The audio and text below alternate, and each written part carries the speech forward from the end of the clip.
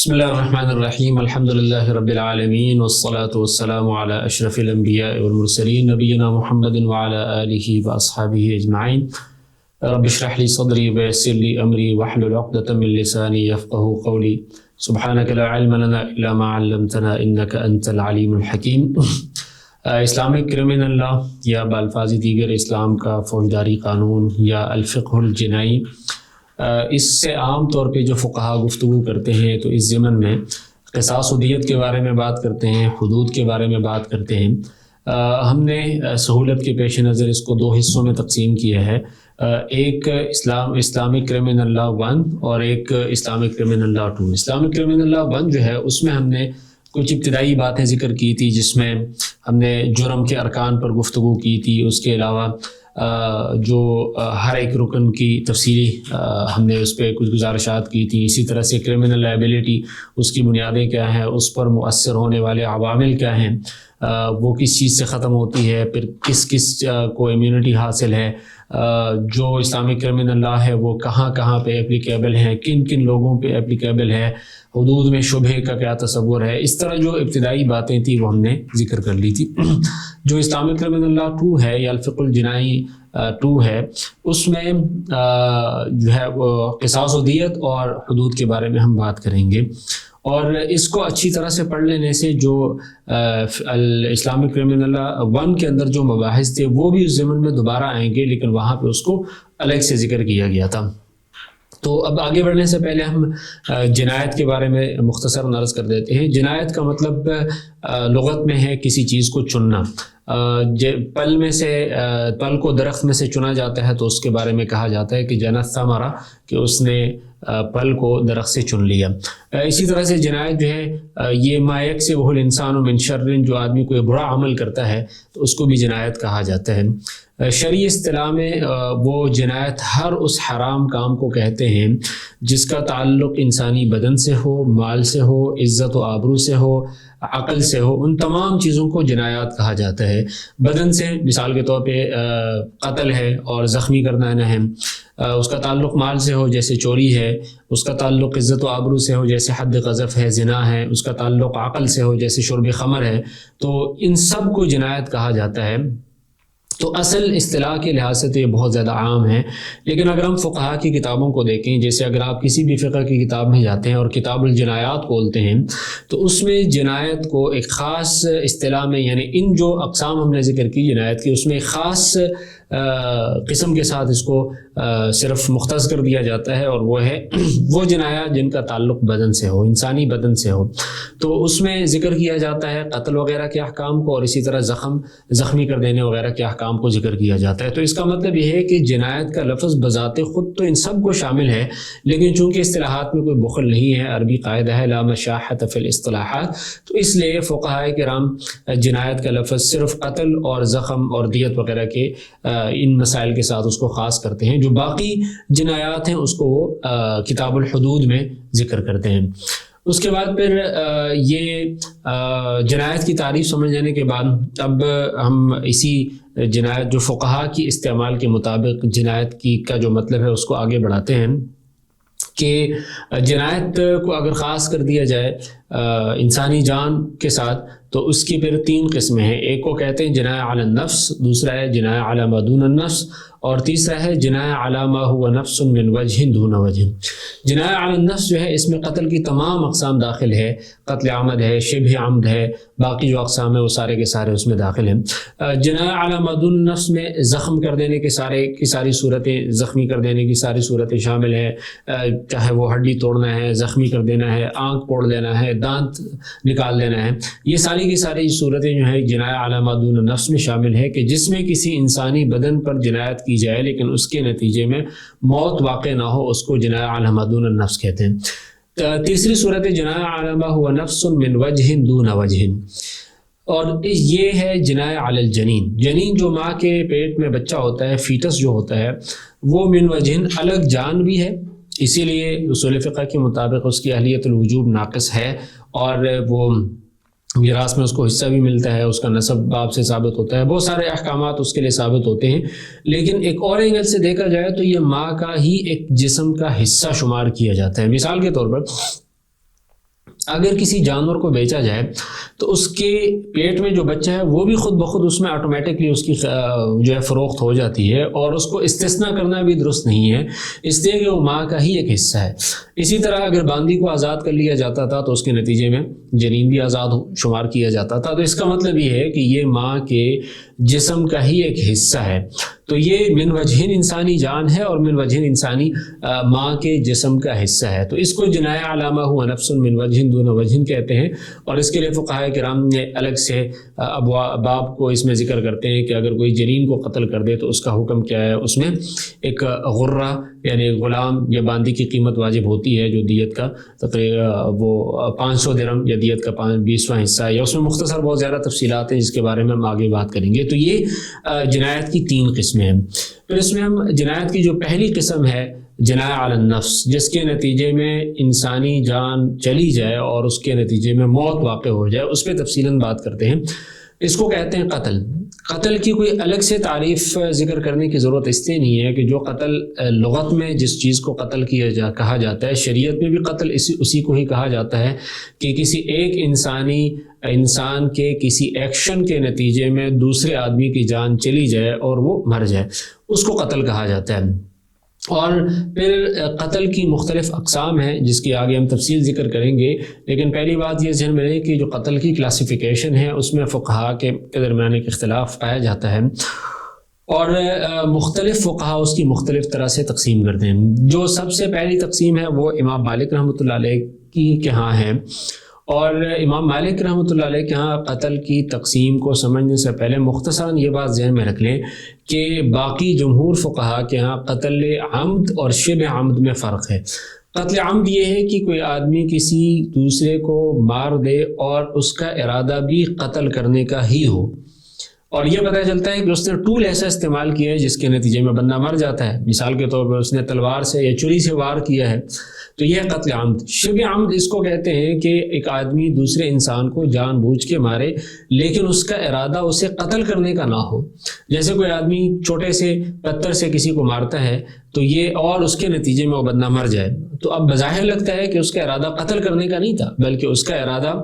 زخمی کر دینے کا تھا، اسی لیے تو اس نے چھوٹا سا پتھر لیا لیکن اس کے نتیجے میں وہ بندہ مر گیا، تو اس کو قتل شبہ عمد کہا جاتا ہے۔ تو باقی فقہاء یہ تقسیم کرتے ہیں، امام مالک رحمۃ اللہ علیہ کے شبہ عمد کوئی قسم نہیں ہے، وہ کہتے ہیں کہ قتل کی 2 ہی قسمیں، ایک عمد اور ایک خطا۔ تو عمد کہتے ہیں کہ اس میں 2 چیزیں ہوتی ہیں، ایک تو انسان جان بوجھ کے کوئی عمل کرتا ہے، یعنی اس سے غلطی نہیں ہوئی، وہ جان بوجھ کے کوئی پتھر اٹھاتا ہے، کوئی ڈھیلا اٹھاتا ہے، کوئی لاٹھی اٹھاتا ہے، کوئی تلوار اٹھاتا ہے۔ نمبر 2 وہ زیادتی ہوتی ہے، جسٹیفائڈ نہیں ہوتا، عدوان جس کو کہا جاتا ہے۔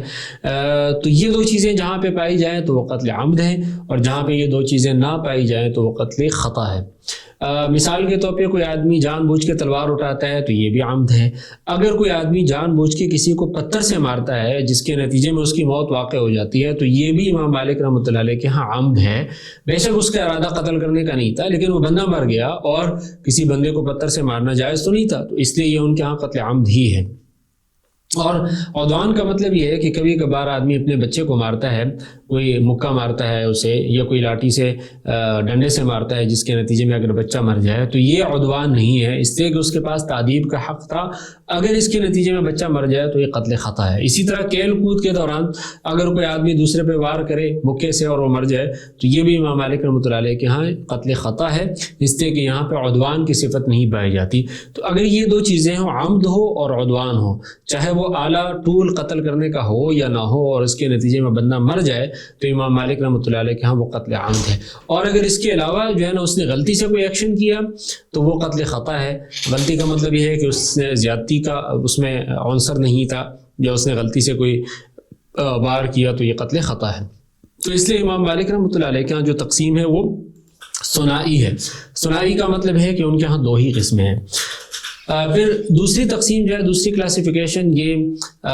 کچھ فقہاء کے یہاں ہیں، امام شافعی رحمۃ اللہ علیہ اور امام احمد بن حنبل، ان کے یہاں یہ جو تقسیم ہے یہ تقسیم ثنائی نہیں ہے بلکہ ثلاثی ہے، اور ان کے یہاں قتل کی 3 قسمیں،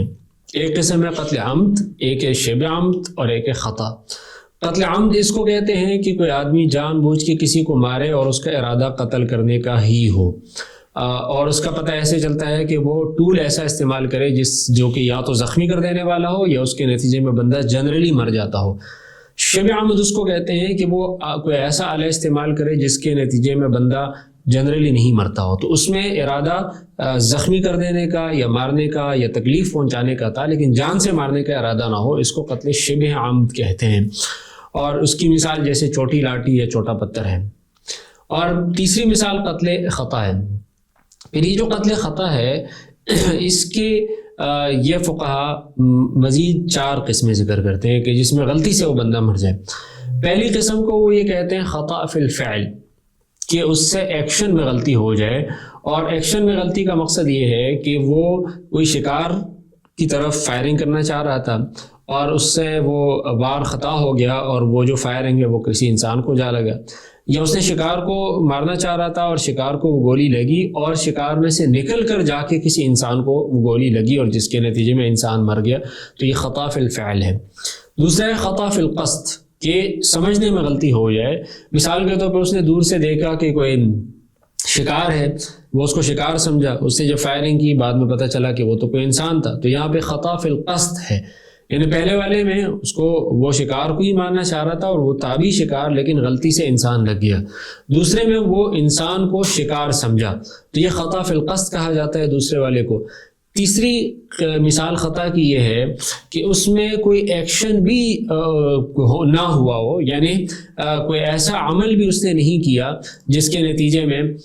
کوئی جنایت کرنے والے نے کسی عمل کا ارادہ کیا ہو، بلکہ اس کی نیگلیجنس کی وجہ سے، اس کی کسی غلطی کی وجہ سے کوئی ایکشن ہو جائے۔ اس کی مثال یہ ہے کہ کوئی آدمی سو رہا تھا اور سوتے اس نے کروٹ بدلی اور ساتھ میں کوئی بچہ لیٹا ہوا تھا اور وہ اس کے اوپر آ گیا جس کی وجہ سے بچہ مر گیا، تو اس کو کہا جاتا ہے یہ خطا کی تیسری قسم ہے۔ یا مثال کے طور پہ کوئی آدمی کوئی چیز اٹھا کے لے جا رہا تھا اور وہ چیز اس کے ارادے کے بغیر وہ چیز گر گئی اور چیز کے گر جانے کی وجہ سے وہ کوئی بندہ کسی کو نقصان ہو گیا یا وہ مر گیا، تو یہ خطا کی تیسری قسم ہے۔ خطا کی چوتھی قسم یہ ہے کہ اس کا کوئی عمل کسی آدمی کے مرنے کا سبب بن جائے۔ جیسے مثال کے طور پہ اس نے عام رستے میں کنواں کھودا اور رات کو کوئی آدمی ادھر سے گزر رہا تھا اور وہ اس کے نیچے گر گیا جس کی وجہ سے اس کی موت واقع ہوگی۔ تو یہ 4 قسمیں وہ خطا کی ذکر کرتے ہیں۔ خطا فی الفعل ہے، خطا فی القصد ہے، تیسرا یہ ہے کہ اس نے عمل بھی وہ ارادتاً نہ کیا ہو بلکہ اس کے تقصیر کوتاہی کی وجہ سے ہوا، اور نمبر 4 یہ ہے کہ وہ کسی کے قتل کا سبب بنے۔ تو یہ اس طریقے سے یہ تقسیم ثلاثی ہے، یعنی 3 قسمیں بنتی ہے۔ اور جو قتل کی تیسری کلاسیفیکیشن ہے جو کہ فقہائے احناف کے ہاں ہے، فقہائے احناف اس کی 5 قسمیں ذکر کرتے ہیں، اور یہ جو دوسری رائے ہم نے ذکر کی یہ تقریباً اس سے ملتی جلتی تقسیم ہے، لیکن فرق صرف اصطلاحات کا ہے۔ اور جو امام مالک اور امام شافعی رحمۃ اللہ علیہ کے ہاں قتل عمد ہے تو وہی امام احناف کے ہاں بھی قتل عمد ہے، اس میں تھوڑا سا فرق ہے جس کی میں آگے جا کے وضاحت کروں گا۔ تو گویا قتل عمد وہ ہے کہ جس میں جان سے مارنے کا ہی ارادہ ہو، شبہ عمد وہ ہے کہ جس میں جان سے مارنے کا ارادہ نہ ہو، وہ عمل جان بوجھ کے کرے، تو اس کو قتل شبہ عمد کہتے ہیں۔ پھر جو خطا کی پہلی 2 قسمیں ذکر کی تھی امام شافعی اور امام احمد نے، اس کو احناف خطا کہتے ہیں، خطا فی الفعل، اور خطا فی القصد کو قتل خطا کہتے ہیں۔ جو تیسری قسم انہوں نے ذکر کی تھی جس میں کوئی سوئے ہوئے آدمی کی کروٹ بدلنے کے نتیجے میں کوئی بندہ مر جائے، اس کو احناف کہتے ہیں جاری مجرى الخطا۔ جاری مجرا کا معنی ہے قائم مقام، یعنی خطا کے قائم مقام ہے، کہ یہ خطا بھی نہیں ہے، خطا کے قائم مقام ہے۔ اور جو آخری قسم تھی قتل خطا کی، اس کو فقہائے احناف کہتے ہیں قتل بالسبب یا قتل بالتسبب کہتے ہیں۔ تو اس لیے تقریباً یعنی اصطلاحات کا فرق ہے، باقی آلموسٹ جو ہے وہ فرق کوئی اتنا زیادہ نہیں ہے۔ اور امام مالک اور باقی فقہا کے درمیان ایک بنیادی فرق یہ ہے کہ امام مالک قتل عمد کے علاوہ صرف خطا کے قائل ہیں، شبہ عمد کے قائل نہیں ہیں، جبکہ باقی فقہا قتل عمد کے ساتھ ساتھ قتل شبہ عمد کے بھی قائل ہیں۔ اب یہ جو 5 قسمیں سمجھ لینے کے بعد ہم آگے آتے ہیں قتل عمد پر۔ اور قتل عمد کی تعریف تو واضح ہو گئی کہ قتل عمد میں کوئی بندہ کسی کو مارتا ہے اور اس کا ارادہ بھی جان سے مارنے کا ہوتا ہے، یعنی وہ مجنی علی کو قتل ہی کرنا چاہتا ہے۔ اس تعریف سے یہ بات واضح ہو گئی ہوگی کہ قتل عمد کے مختلف ارکان ہیں اور اس کے 3 ارکان ہیں۔ پہلا رکن یہ ہے کہ جو مجنی علی ہے، دیکھیں ایک ہوتا ہے جانی جانی کا مطلب ہے جنایت کرنے والا، اور ایک ہے مجنی علیہ، مجنی علیہ کا مطلب ہے کہ جس پر جنایت واقع ہوئی، تو یعنی قاتل اور مقتول آپ اس صورت میں کہہ لیں۔ تو قتل عمد کا پہلا رکن یہ ہے کہ جو مقتول ہے یا جو مجنی علیہ ہے وہ آدمی ہو اور زندہ ہو۔ آدمی ہو یعنی اس کا مطلب یہ ہے کہ اگر کوئی آدمی کسی جانور کو مارتا ہے تو وہ قتل عمد کے زمرے میں نہیں آئے گا، بلکہ وہ جانور کی مثال باقی اشیاء کی طرح ہے، جیسے گاڑی جلا دینا ہے کہ اس کے نتیجے میں ضمان واجب ہوتا ہے، قصاص نہیں آتا۔ تو وہ آدمی ہو اور زندہ ہو، یہ پہلا رکن ہے۔ دوسرا یہ ہے کہ وہ قتل اس کے ایکشن کے نتیجے میں ہوا ہو۔ تیسرا یہ ہے کہ اس کا ارادہ بھی قتل کا ہو۔ یہ 3 ارکان ہیں، ہم اس میں سے ہر ایک کی وضاحت کر دیتے ہیں۔ پہلا جو رکن ہے وہ یہ ہے کہ آدمی ہو اور زندہ ہو۔ اس لیے اگر کوئی مقتول پہلے سے ہی مردہ تھا، مثال کے طور پہ کوئی آدمی، کوئی لاش پڑی ہوئی تھی، کوئی آدمی اس کو زندہ سمجھا اور اس نے جا کے اس کا سر کاٹ دیا، بعد میں پتہ چلا کہ وہ تو پہلے سے مردہ تھا، تو یہ سر کاٹنے والا قاتل شمار نہیں ہوگا۔ لیکن یہ بات ذہن میں رہے کہ جب بھی ہم یہاں پہ کہتے ہیں کہ قاتل نہیں ہوگا تو اس کا مطلب یہ ہے کہ قاتل پر جو اسپیسیفک احکام لاگو ہوتے ہیں وہ احکام اس پہ لاگو نہیں ہوں گے۔ یہ مطلب نہیں ہے کہ وہ سزا سے بالکل بری و ذمہ ہے، یہاں پر بھی کسی مردہ لاش کی بے حرمتی کی اس کو تعزیری سزا قاضی دے گا، لیکن وہ قاتل ڈکلیئر نہیں ہوگا۔ جو قتل کے احکام ہے، جس سے قصاص واجب ہوتا ہے، جس سے آدمی میراث سے محروم ہوتا ہے، وہ احکام اس پہ لاگو نہیں ہوں گے۔ اسی طرح زندہ کا مطلب یہ ہے کہ بس اس کے اندر زندگی کی رمق باقی ہو۔ اس لیے اگر کوئی آدمی حالت نزع میں ہے اور وہ مر رہا ہے لیکن دوسرے آدمی نے آ کے اس کو گولی مار دی تو یہ بھی قاتل شمار ہوگا اور قتل عمد ہی شمار ہوگا۔ یہ نہیں کہا جا سکتا کہ جی وہ بندہ پہلے آلریڈی مرنے کے قریب تھا تو وہ قتل عمد ہی شمار ہوگا۔ اور اسی طرح سے ہم نے کہا کہ آدمی ہو تو جو ماں کے پیٹ میں جنین ہے وہ من کل الوجوہ آدمی شمار نہیں کیا جاتا، اس لیے اس پہ قتل کے یہ والے احکام، قتل عمد والے احکام لاگو نہیں ہوں گے۔ تو پہلی شرط یہ ہے کہ وہ آدمی ہو اور وہ زندہ ہو، تو زندہ چاہے کسی بھی سٹیج پہ ہو۔ اس لیے اس سے مختصر یہ بات بھی معلوم ہو گئی کہ جس کو ہم مرسی کلنگ کہتے ہیں کہ اگر کوئی آدمی دنیا سے جا رہا تھا اور وہ موت کے اس کے حالت نزع کی حالت میں تھا تو اس کو کسی بھی طرح سے قتل کرنا جائز نہیں ہے، نہ ڈاکٹر کے لیے نہ مقتول کے ورثاء کے لیے اس طرح کی اجازت دینا درست ہے۔ تو پہلا رکن یہ ہے کہ وہ آدمی ہو اور زندہ ہو۔ دوسرا رکن یہ ہے کہ قتل اس کے ایکشن کے نتیجے میں ہوا ہو، یعنی جو قاتل ہے یا جو جانی ہے وہ کوئی عمل ایسا کرتا ہے جس کے نتیجے میں وہ بندہ مر جاتا ہے،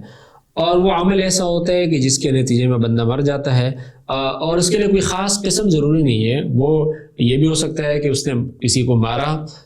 کسی کو زخمی کیا، کسی کو ذبح کیا، کسی کو جلا دیا، یا اس کا گلا گھونٹ دیا، یا اس کو زہر دے دیا، مختلف، یا اس کو کسی بڑے سے پہاڑ وغیرہ سے گرا دیا۔ اس کی کچھ جزیات میں اختلاف ہو سکتا ہے لیکن جنرلی اس کے لیے کوئی خاص قسم کا ایکشن ہونا ضروری نہیں ہے۔ اور یہ بھی ہو سکتا ہے کہ وہ ایک ہی دفعہ میں وہ بندہ مر گیا، یا وہ کنٹینیوس ایکشنز تھے جس کے نتیجے میں بندہ مر گیا، تو اس ایکشن کے نتیجے میں بندہ مرا ہو۔ اچھا، اس ایکشن کے نتیجے میں بندہ مرا ہو، اس میں ایک خاص قسم کی چیز جس کو فقہائے کرام بہت زیادہ کیٹیگوریکلی دیکھتے ہیں اور جس سے قتل کی قسم کے بارے میں تعین ہو جاتی ہے، وہ ہے آلت القتل، کہ اس نے اس قتل یا مرڈر کرنے کے لیے کون سا ٹول استعمال کیا ہے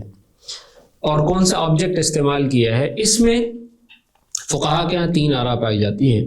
سب سے زیادہ جو وسعت ہے وہ امام مالک رحمۃ اللہ علیہ کے ہاں ہے، اس کے بعد جمہور اس کو تھوڑا سا نیرو ڈاؤن کرتے ہیں، اور امام ابو حنیفہ رحمۃ اللہ علیہ کے ہاں اس میں پھر بہت زیادہ سخت شرائط لگائی جاتی ہیں۔ امام مالک رحمۃ اللہ علیہ پہلی رائے ان کی ہیں، وہ یہ کہتے ہیں کہ کسی قتل کو قتل عمد ڈکلیئر کرنے کے لیے آلت القتل کے اندر کسی خاص قسم کے شرائط ضروری نہیں ہے، بلکہ وہ کہتے ہیں کہ کوئی بندہ زیادتی کرتے ہوئے کسی بھی بندے کو مارے، چاہے وہ تلوار سے ہو، چاہے چھری سے ہو، چاہے پتھر سے ہو، چھوٹا ہو یا بڑا ہو، لاٹھی سے ہو، چھوٹی لاٹھی ہو یا بڑی لاٹھی ہو، ایون کہ مکہ کیوں نہ ہو، جب وہ مکہ مارتے ہوئے حق بجانب نہیں تھا اور یہ عمل اس کا عدوان تھا تو بس یہ قتل عمد ہے جس کے نتیجے میں بندہ مر جائے۔ تو اس لیے جس کو فقہاء الضرب المفضی الی الموت کہتے ہیں کہ ایسا زخمی کرنا جس کے نتیجے میں بندہ مر جائے تو یہ ان کے ہاں قتل عمد ہی ہے، اور اس کے نتیجے میں اگر بندہ مر جائے الا ہے کہ وہ کھیل کود میں ہو یا تعذیب کے طور پہ ہو، تو ان کے ہاں امام مالک رحمۃ اللہ علیہ کے ہاں آلت القتل کے اندر کسی خاص قسم کی شرائط ضروری نہیں ہے۔ دوسری رائے جو ہے امام شافعی اور امام احمد کی ہے، اور امام ابو یوسف اور امام محمد بھی ان کے ساتھ ہیں۔ وہ یہ کہتے ہیں کہ ہر قسم کے آلے کو سے کیے جانے والے قتل کو قتل عمد شمار نہیں کیا جائے گا، بلکہ اس کے اندر کچھ خاص قسم کی شرائط ہے، اور وہ شرط یہ ہے کہ وہ آلہ ایسا ہو کہ جس کے نتیجے میں بندہ جنرلی مر جاتا ہو، چاہے وہ زخمی کر دینے والا آلہ ہو جیسے کہ تلوار ہے، جیسے گولی ہے، جیسے نیزہ ہے، چھری ہے، چاہے وہ زخمی کر دینے والا نہ ہو لیکن وہ اپنے وزن کی وجہ سے کسی بندے کو مار دیتا ہو، جیسے بڑا اور بھاری پتھر ہے یا بڑی لاٹھی ہے، تو اب یہ چیز ایسی ہے کہ جس کے نتیجے میں بندہ جنرلی مر جاتا ہے، بے شک وہ زخمی نہیں کرتا کسی کو، لیکن بندہ جنرلی مر جاتا ہے، غالباً مر جاتا ہے، تو اس سے وہ کہتے ہیں کہ اگر وہ آلہ ایسا ہے کہ جو مما یقتل غالباً، کہ وہ غالباً کسی بندے کو جنرل کیسز میں وہ مار دیتا ہے، تو وہ کیا قتل عمد ہی ہوگا۔ تو ان کے ہاں مثقل، قتل بالمثقل، فقہا اس کو عام طور پہ اس مسئلے کی تعبیر اس طرح سے کرتے ہیں کہ قتل بالمثقل ان کے ہاں قتل عمد ہے، کسی بھاری چیز سے جو زخمی نہ کرتا ہو اس سے قتل کر دینا یہ قتل عمد ہی میں شمار کیا جاتا ہے ان کے ہم۔ اور اس میں ایک اور بات یہ فقہا حضرات کہتے ہیں کہ اس میں جو مجنی علیہ ہے، جو متاثرہ فریق ہے، اس کے خاص حالات کو بھی دیکھا جائے گا۔ مثال کے طور پہ بعض دفعہ ایک لاٹھی ایسی ہوتی ہے کہ جس سے بالغ اور بڑا آدمی نہیں مرتا لیکن چھوٹا بچہ اس سے مر جاتا ہے، تو اس سے اگر چھوٹے بچے کا مرڈر ہوا ہے تو اس کو وہ پھر قتل عمد ہی شمار کیا جائے گا، اگر وہ لاٹھی ایسی ہے کہ جس سے بچہ مر جاتا ہے۔ اسی طرح اگر وہ اس سے صحیح آدمی نہیں مرتا لیکن مریض آدمی مر جاتا ہے تو اس میں پھر اگر وہ مریض تھا تو اس کو قتل عمد شمار کیا جائے گا۔ اسی طرح اگر کوئی پتھر ایسا ہے کہ جو جسم کے نچلے حصے میں لگ جانے سے کسی بندے کو نہیں مارتا لیکن اگر وہ سر پہ لگ جائے تو بندے کو مارنے کے لیے کافی ہے، تو اگر وہ سر پہ اسے مارا گیا ہے تو وہ قتل عمد ہوگا۔ تو اس لیے وہ کہتے ہیں کہ آلے کو دیکھا جائے گا کہ وہ جنرلی بندے کو اس سے کوئی بندہ مر جاتا ہے یا نہیں مرتا، اور نمبر 2 اس میں مجنی علیہ کے حالات کو بھی مد نظر رکھا جائے گا۔ یہ امام شافعی اور امام احمد بن حنبل رحمہ اللہ کی رائے ہے، اور امام ابو یوسف اور امام محمد بھی انہی کے ساتھ ہیں۔ جو آخری رائے ہے وہ امام ابو حنیفہ رحمۃ اللہ علیہ کی ہے، اور وہ سب سے زیادہ قتل کے آلے میں بہت زیادہ کڑی شرائط رکھتے ہیں، اور وہ کہتے ہیں کہ وہ آلہ واضح طور پہ اور خاص طور پہ قتل ہی کے لیے ہو، جس کو کہا جاتا ہے کہ ان تکون الآلۃ معدۃ للقتل، کہ وہ آلہ قتل ہی کے لیے بنایا گیا ہو، اور وہ اس طرح سے کہ یا تو کاٹنے والا ہو یا سوراخ کر دینے والا ہو، زخمی کر دینے والا ہو، جیسے نیزہ ہے، جیسے تلوار ہے، چھری ہے، گولی ہے، تو یہ چونکہ قتل ہی کے لیے ہے تو اسی کو قتل عمد شمار کیا جائے گا۔ اس کے علاوہ جو باقی بڑی لاٹھی ہے، بڑا پتھر ہے، اس کو قتل عمد شمار نہیں کیا جائے گا۔ اور اس کی وجہ یہ بھی ہے کہ اگر آپ نے فقہ الجنائی 1 میں دیکھا ہوگا کہ امام ابو حنیفہ رحمۃ اللہ علیہ قصاص و حدود میں شبہ کو بہت زیادہ آخری حد تک جا کے اس کو کنسیڈر کرتے ہیں، تو اس لیے وہ یہاں پر بھی کہتے ہیں کہ اگر کوئی آدمی کسی کو جان سے مارتا ہے تو وہ اس کے لیے کوئی دھاری دار آلہ استعمال کرتا ہے، لاٹھی سے کوئی بندہ فوری طور پہ نہیں مرتا، ایکسیپشنل کیسز میں مر جاتا ہے۔ تو اس لیے اگر لاٹھی بے شک بڑی ہو، چونکہ وہ زخمی نہیں کرتی کسی آدمی کو، تو اس لیے لاٹھی کا استعمال یا پتھر کا استعمال، اس میں اس بات کا شبہ ہے کہ وہ آدمی اس کو مارنا نہیں چاہتا تھا جان سے، ورنہ تو وہ کوئی دھاری دار چیز لے لیتا۔ تو اس لیے یہاں پہ اس شبہ کی وجہ سے وہ اس کو قتل عمد شمار نہیں کرتے، بلکہ وہ اس کو قتل شبہ عمد شمار کرتے ہیں، اور شبہ عمد شمار کرنے کی وجہ سے اس میں پھر قصاص نہیں ہے۔ تو خلاصہ یہ ہو گیا کہ سب سے زیادہ وسعت امام مالک کے ہاں ہیں، پھر جمہور کے ہاں ہیں، اور پھر سب سے زیادہ تنگی امام ابو حنیفہ رحمۃ اللہ علیہ کے ہاں ہے۔ اور امام ابو حنیفہ اور باقی جمہور کا اختلاف کا خلاصہ یہ کہ قتل بالمثقل باقی فقہاء کرام کے ہاں یہ قتل عمد ہے، جبکہ امام ابو حنیفہ رحمۃ اللہ علیہ کے ہاں یہ قتل شبہ عمد ہے۔ تو یہ دوسرا رکن ہو گیا قتل عمد کا کہ وہ ایکشن اس کے نتیجے میں بندہ مرا ہو۔ تیسرا رکن یہ ہے کہ جانی یا جو قاتل ہے اس کا ارادہ بھی قتل کا ہو، اور یہ گزشتہ تفصیل سے یہ بات واضح ہوگی، اور ہم نے پچھلے اس حصے میں فقہ الجنائی کے پچھلے حصے میں یہ پڑھا تھا کہ جو کرمنل انٹینشن ہے، ویسے تو کسی چیز کو جرم قرار دینے کے لیے جنرل انٹینشن ضروری ہے، لیکن قتل عمد کے لیے اسپیسیفک انٹینشن ضروری ہے، اور وہ یہ ہے کہ اس کا ارادہ بھی قتل ہی کا ہو، اور اس کا پتہ ایسے چلتا ہے کہ اس نے ٹول ایسا استعمال کیا ہو جو قتل کے لیے استعمال کیا جاتا ہو، اور خاص طور پہ قتل کے لیے ہو۔ امام ابو حنیفہ کے ہاں جمہور کے ہاں جس سے جنرلی بندہ مر جاتا ہو تو یہ باقی حضرات کے ہیں. امام مالک کے ہاں قصد القتل ضروری نہیں ہے کہ اس کا ارادہ قتل کا ہو، بلکہ جو بھی ایکشن کسی آدمی نے جان بوجھ کے کیا اور اس کے نتیجے میں چاہے وہ بندہ مر سکتا تھا، تو یعنی جس سے یہ پتہ معلوم کر سکے کہ قتل کا ارادہ تھا، چاہے وہ بندہ نہیں مر سکتا تھا جس سے ہم معلوم کر سکے کہ اس کا قتل کا ارادہ نہیں تھا، لیکن حادثاتی طور پہ وہ بندہ مر گیا تو وہ ان کے ہاں قتل عمد ہی شمار کیا جائے گا. تو گویا امام مالک کے ہاں قصد القتل ضروری نہیں ہے، بلکہ ان کے ہاں احتمالاً بھی اگر کوئی آدمی کسی ایکشن کے نتیجے میں مر گیا تو اس کو قاتل شمار کیا جائے گا اور اس سے قصاص دیا جائے گا، جبکہ باقی فقہا کے ہاں اسپیسیفک انٹینشن ضروری ہے کہ اس کا قتل ہی کا ارادہ ہو، اور اس کو ہم معلوم کریں گے آلت القتل سے. تو یہ قتل کی پہلی قسم ہے. جو قتل کی 5 قسموں میں دوسری قسم ہے شبہ عمد، اور اس کی تقریباً تمام تر تفصیلات واضح ہو گئی ہیں. صرف مختصراً اس کے بارے میں یہ بتا دیں کہ امام مالک کے ہاں قتل شبہ عمد کے نام سے کوئی قسم نہیں ہے، اور وہی کہتے ہیں کہ اگر ہم قرآن و حدیث کو دیکھیں تو قرآن مجید میں وہ کہتے ہیں کہ قتل شبہ عمد کا ذکر نہیں ہے. وما كان لمؤمن ان يقتل مؤمنا الا خطأ، یہاں پر قتل خطا کا ذکر ہے. ومن يقتل مؤمنا متعمدا فجزاؤه جہنم، یہاں پہ قتل عمد کا ذکر ہے، قتل خطا کا کہیں ذکر نہیں ہے، اس لیے وہ عمد یا خطا ہی ہے. جبکہ باقی فقہا کے ہاں قتل شبہ عمد بھی قتل کی ایک قسم ہے، اور وہ استدلال کرتے ہیں کہ حضور اکرم صلی اللہ علیہ وسلم نے کا ارشاد ہے کہ الا ان فی قتیل خطأ العمد قتیل الصوت والعصا والحجر 100 من الابل، کہ خطأ العمد یعنی شبہ العمد کو یہاں پہ خطأ العمد کہا گیا ہے کہ اس سے جو بندہ مر جائے تو اس میں 100 اونٹ ہیں. اور پھر اس کی تفصیل آگے حضور صلی اللہ علیہ وسلم نے کی کہ قتیل الصوت والعصا والحجر، کہ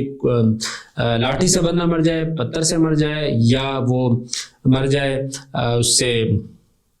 کوڑے سے مر جائے، تو اس میں 100 اونٹ ہے. تو یہ ساری جو قسمیں حضور صلی اللہ علیہ وسلم نے بتائی جس سے بندہ جنرلی نہیں مرتا، تو یہ قتل شبہ عمد ہی ہے. اس کے علاوہ خلفائے راشدین حضرت عمر، حضرت علی، حضرت عثمان، زید بن ثابت، ابو موسیٰ اشعری، مغیرہ بن شعبہ، یہ سارے حضرات قتل شبہ عمد کے بارے میں ان کے فتاوی موجود ہیں، ان کے فیصلے موجود ہیں، تو اس لیے صحابہ کرام بھی شبہ عمد کے قائل تھے. اور تیسری بات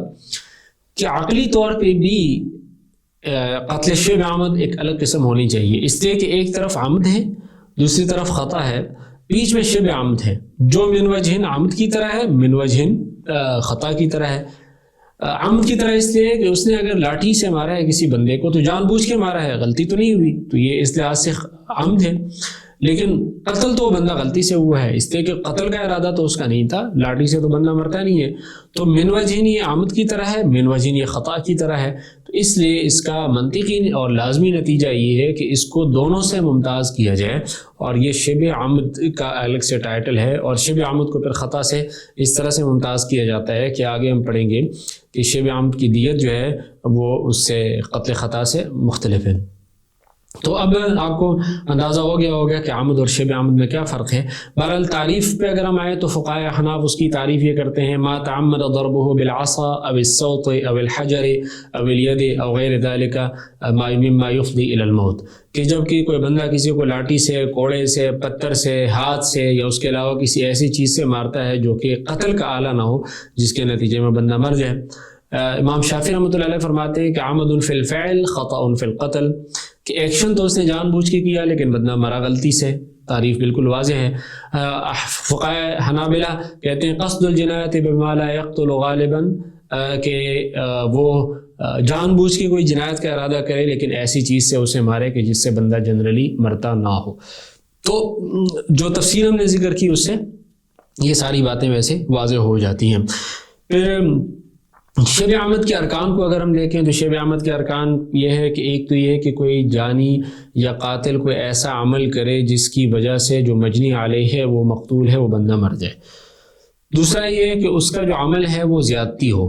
ٹھیک ہے، یعنی وہ جان بوجھ کے وہ عمل کرتا ہے، غلطی سے اس نے نہیں مارا، اور جان بوجھ کے اس نے مکہ مارا، جان بوجھ کے لاٹھی ماری. تو یہاں پہ دیکھیں لاٹھی مارنا بھی تو جائز نہیں ہے، مکہ مارنا بھی تو جائز نہیں ہے، تو اس نے جان بوجھ کے ظلماً وہ ایکشن کیا ہو. اور تیسری بات یہ ہے کہ اس کے فعل اور اگلے بندے کی موت کے درمیان سببیت کا رابطہ موجود ہو، کہ اس میں اگر کسی آدمی نے دوسرے کو زخمی کیا اور وہ مر گیا تو اس کا مطلب یہ ہے کہ زخمی کرنے کے نتیجے میں وہ بندہ مرا ہے۔ اب اگر یہ رابطہ منقطع ہو گیا، مثال کے طور پہ کسی بندے نے دوسرے کو پتھر سے مارا جس کی ہڈی ٹوٹ گئی، اس کے بعد وہ بندہ ٹھیک ہو گیا اور پھر مر گیا، تو اب اس کو قاتل نہیں شمار کیا جائے گا، اس لیے کہ یہاں پہ اس کے مارنے اور اگلے بندے کی موت کے درمیان کوئی کنیکشن نہیں ہے۔ تو یہ کنیکشن ثابت کرنا اور اس کا ہونا ضروری ہے۔ تو یہ 3 ارکان ہیں۔ بہرحال جو سابقہ تفصیل ہم نے ذکر کی اس سے قتل شبہ عمد مکمل طور پہ واضح ہو گیا ہوگا۔ پھر جو تیسری قسم ہے قتل خطا کی ہے، اور قتل خطا کی 2 قسمیں بھی اس کے بارے میں بھی گفتگو ہو چکی ہے، کہ ایک ہے خطا فی الفعل اور ایک ہے خطا فی القصد۔ ایک یہ ہے کہ بندہ شکار مارنا چاہتا ہو اور وہ نشانہ غلط ہو جانے کی وجہ سے بندہ مر جائے۔ دوسری قسم یہ ہے کہ کوئی بندہ انسان کو شکار سمجھے اور فائرنگ کر لے، بعد میں پتہ چلے کہ انسان مر گیا، تو یہ دونوں قتل خطا ہے۔ جاری مجرى الخطا، قتل خطا کے جو قائم مقام ہے وہ یہ ہے کہ اس میں نہ تو اس ایکشن کا ارادہ ہو نہ اس بندے کا ارادہ ہو، لیکن کوتاہی اور نیگلیجنس کے نتیجے میں، لاپرواہی کے نتیجے میں بندہ مر جائے۔ جیسے کوئی بندہ سوتے ہوئے کسی پہ کروٹ لے لے، یا وہ کوئی چیز اٹھا کے لے جا رہا تھا اور وہ گرنے کی وجہ سے کوئی بندہ مر گیا، تو اس کو جاری مجرى الخطا کہا جاتا ہے۔ یا جیسے کوئی ماں جو ہے وہ سوتے ہوئے چھوٹا بچہ اس کے نیچے آ جائے جس کی وجہ سے مر جائے، تو یہ جاری مجرى الخطا ہے۔ اور آخری قسم جو ہے وہ قتل بالسبب ہے۔ قتل بالسبب کی تشریح بھی گزر چکی کہ اس میں کوئی بندہ ایسا ایکشن کر لیتا ہے کہ جو کسی کی موت کا ذریعہ اور سبب بن جاتا ہے، جیسے کہ وہ کوئی کنواں کھودتا ہے، کوئی گڑھا کھودتا ہے جس میں کوئی اور بندہ مر جائے اور اس کے نتیجے میں وہ بندہ مر جائے، تو اس کو قتل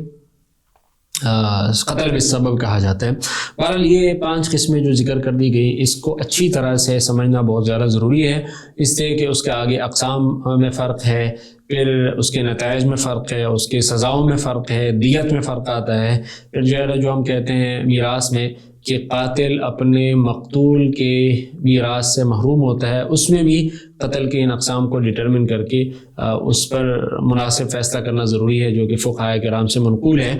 اس لیے کہ حدیث میں تو صرف جنرلی یہ آیا ہے کہ قاتل کو میراث میں حصہ نہیں ملے گا، تو وہاں پر جو فقہاء کا اختلاف ہے اس کو بھی سمجھنے کے لیے یہاں اس چیز کو سمجھنا اچھی طرح سے ضروری ہے۔ تو اس سے جو قتل کی مختلف اقسام ہیں کہ کون سا قتل عمد ہوگا، شبہ عمد ہوگا، ان ساری چیزوں کو سمجھنے کے لیے اس کا اچھی طرح سے ادراک ضروری ہے، جس کی مختصر تفصیل یہاں پہ ذکر کی گئی۔ باقی تفصیل فقہاء کرام کی کتب میں موجود ہے، جس کی طرف مراجعات کی جا سکتی ہے۔ وصلی اللہ وسلم وبارک علی نبینا محمد وعلی آلہ واصحابہ اجمعین۔